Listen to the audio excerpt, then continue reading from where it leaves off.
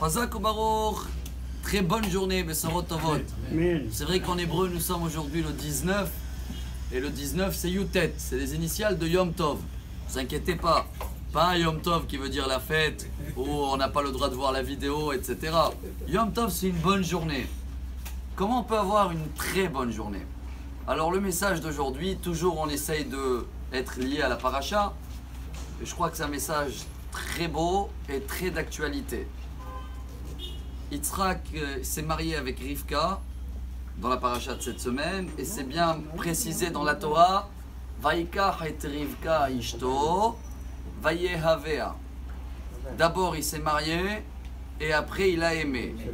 Le sujet d'aujourd'hui, c'est un sujet très très compliqué parce que beaucoup disent non, il faut d'abord aimer et après il faut se marier. Et il y en a qui ont critiqué pendant très longtemps les religieux. Je parle des vrais religieux, que la statistique là-bas elle est 1 sur 10 couples divorcent pour des raisons, ça ne veut rien dire par rapport à la statistique du monde, hein. Les Français je crois que c'est le numéro 1, c'est 1 sur 2 divorces, et même chez les autres c'est 1 sur 2, 1 sur 3, c'est très grave. Donc ceux-là qui veulent prendre une référence d'amour des films ou d'Hollywood, je crois que c'est pas un bon exemple parce que là-bas ils sont divorcés 5 fois, 6 fois, etc. Donc si on veut apprendre c'est quoi l'amour, voilà le titre d'aujourd'hui, pour avoir une très bonne journée mais même une très bonne vie. On a compris que l'amour vient après le mariage.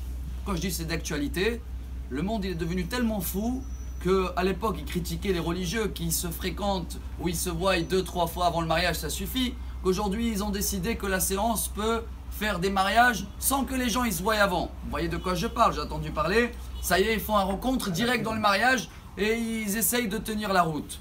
Chers amis, c'est quoi l'amour dans la Torah? Et comment l'amour, comment on peut prendre exemple sur Yitzhak d'aimer avec un amour qui s'améliore tous les jours? C'est quoi? C'est de savoir donner. Si on s'engage de savoir donner, je parle d'abord dans le couple, mais bien sûr même autour de nous. Quelqu'un qui apprend à donner, ça ne peut pas exister, on s'aime plus. Si on s'aime plus, c'est qu'on ne veut plus donner. Tant que quelqu'un il s'engage de donner, bien sûr qu'il faut rajouter, c'est pas entre parenthèses, c'est avec un grand signe. Donner sans attendre un retour. Ça c'est le vrai amour. Si un couple arrive à le faire, même s'ils ne sont pas connus avant le mariage comme Yitzhak et Rivka, c'est après l'amour, ils se travaillent tous les jours parce que chacun est prêt à donner à l'autre. Attention, on termine avec ça. Donner, ça ne veut pas dire que donner de l'argent. Ça veut dire pas que donner de la nourriture, c'est donner de l'écoute, donner de la patience, être un épaule, donner dans plusieurs domaines.